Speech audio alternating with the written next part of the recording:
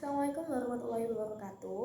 Perkenalkan, nama saya Yunita Dwi Ramadhani dari kelas O dengan NIM 24550501071111105.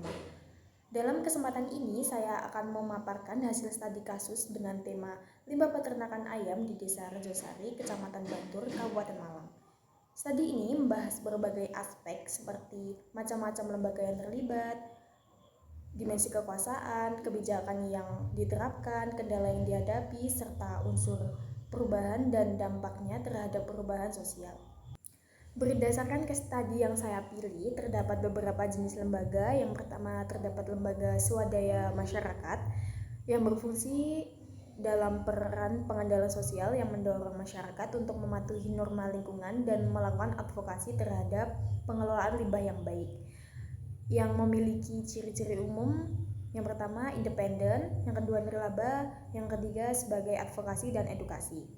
Selanjutnya ada kelompok tani dan peternak yang berfungsi sebagai wadah bagi peternak untuk berbagi informasi dan praktik terbaik dalam pengelolaan limbah, serta meningkatkan kesadaran tentang pentingnya pengelolaan yang baik. Yang ketiga, terdapat Dinas Pertanian dan Perkebunan Kabupaten Malang yang berfungsi sebagai mengawasi praktik peternakan dan pengelolaan limbah untuk memastikan kepatuhan terhadap regulasi lingkungan. Selanjutnya, Badan Penyuluhan dan Pengembangan Sumber Daya Manusia yang berfungsi memberikan pelatihan kepada peternak agar dapat memenuhi kebutuhan dasar mereka dengan cara yang berkelanjutan. Adapun kekuasaan dalam case study tersebut yang melibatkan kerjasama antara peternak, pemerintah, dan lembaga pendidikan. Peternak bertanggung jawab atas pengelolaan limbah untuk mengurangi dampak negatif seperti bau dan penyakit. Pemerintah berwenang memberikan regulasi dan dukungan teknologi, sementara lembaga pendidikan berkontribusi melalui pelatihan dan pembangunan infrastruktur pengolahan limbah. Selanjutnya ada macam-macam dimensi kekuasaan dan cara memperoleh kekuasaan tersebut. Yang pertama, kekuasaan formal yang diperoleh melalui posisi resmi yang diakui oleh hukum. Yang kedua, kekuasaan personal berasal dari keahlian atau karakter individu. Selanjutnya, yang ketiga, koalisi dengan cara membangun aliansi untuk dukungan. Selanjutnya, yang keempat, legitimasi dengan cara mendapatkan dukungan melalui tindakan yang dianggap sah atau sesuai hukum. Selanjutnya, yang keempat, legitimasi dengan cara mendapatkan dukungan melalui tindakan yang dianggap sah dan sesuai hukum.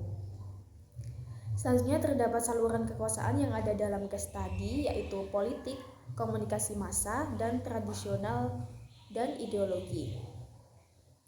Unsur-unsur kekuasaan meliputi kekuasaan formal, ekonomi, sosial, pengetahuan, dan budaya. Terdapat cara-cara mempertahankan kekuasaan, yakni dengan yang pertama menetapkan peraturan, yang kedua memberikan pelatihan, yang ketiga melibatkan masyarakat dalam mengambil keputusan, yang keempat insentif ekonomi, dan yang terakhir komunikasi yang efektif. Selanjutnya terdapat kebijakan-kebijakan utama dalam sektor peternakan yang mempengaruhi peternak kecil, yaitu yang pertama perizinan usaha, yang kedua pengendalian penyakit, selanjutnya yang ketiga pengawasan produksi, yang keempat distribusi pakan, yang kelima atau yang terakhir impor ternak. Selanjutnya, kendala yang dihadapi peternak dalam mengakses layanan birokrasi meliputi beberapa aspek penting. Yang pertama, prosedur perizinan yang kompleks. Yang kedua, lambatnya proses pengajuan izin dan verifikasi. Yang ketiga, kendala biaya yang terkait dengan pengurusan izin dan kepatuhan terhadap regulasi. Yang keempat, kurangnya informasi dan sosialisasi. Terus yang terakhir, pengawasan yang minim. Selanjutnya, regulasi dan birokrasi sektor peternakan di Indonesia, termasuk di Desa Rejosari, sering menghambat produktivitas dan efisiensi peternak kecil. Proses perizinan yang rumit, kebijakan limbah yang tidak jelas, dan ketidakseimbangan impor melemahkan daya saing mereka.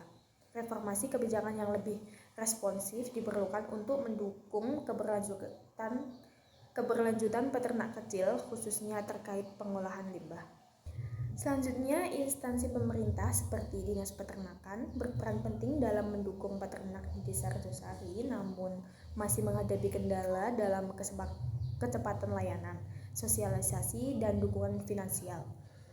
Proses perizinan yang rumit dan minimnya pengawasan menghambat pengelolaan limbah yang efektif. Perbaikan layanan dan edukasi diperlukan agar lebih responsif terhadap kebutuhan peternak.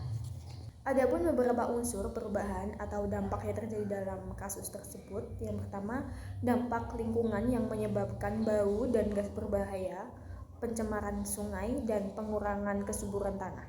Yang kedua, dampak kesehatan yang berisiko terpapar penyakit seperti gangguan pencernaan dan pernapasan. Yang ketiga, dampak sosial dan ekonomi. Selanjutnya, terdapat perubahan sosial dalam kasus tersebut, kemungkinan mendorong perubahan dalam beberapa regulasi. Yang pertama, peraturan pengelolaan limbah seperti menggunakan sistem pengolahan limbah menjadi pupuk atau biogas. Yang kedua, regulasi lingkungan hidup. Yang ketiga, penetapan zona peternakan terpisah dari area pemukiman untuk mengurangi dampak pencemaran dan untuk mencegah penyebaran penyakit. Selanjutnya, yang keempat, menetapkan teknologi ramah lingkungan untuk mengelola limbah secara efisien dan ramah lingkungan. Yang kelima, meningkatkan keterlibatan masyarakat dalam pengambilan keputusan dan pengawasan pengelolaan limbah. Selanjutnya, reintegrasi di Desa Rejosari belum sepenuhnya tercipta. Meski ada upaya pengelolaan limbah ramah lingkungan dan peningkatan kesadaran, proses reintegrasi masih terhambat oleh berbagai tantangan. Yang pertama, perbedaan kepentingan, keterbatasan infrastruktur, keberhasilan kebijakan yang terbatas. Sebagai kesimpulan, studi kasus ini menyoroti pentingnya kolaborasi antara berbagai lembaga, penerapan kebijakan yang tepat, dan pengelolaan limbah peternakan ayam yang berkelanjutan di Desa Rejosari. Kendala yang dihadapi menunjukkan perlunya inovasi dan pendekatan baru untuk mencapai perubahan sosial yang positif. Saya berharap hasil analisis ini dapat menjadi referensi dalam upaya meningkatkan kualitas lingkungan dan kehidupan masyarakat setempat. Terima kasih atas perhatian dan kesempatannya. Sekian dari saya. Wassalamualaikum warahmatullahi wabarakatuh.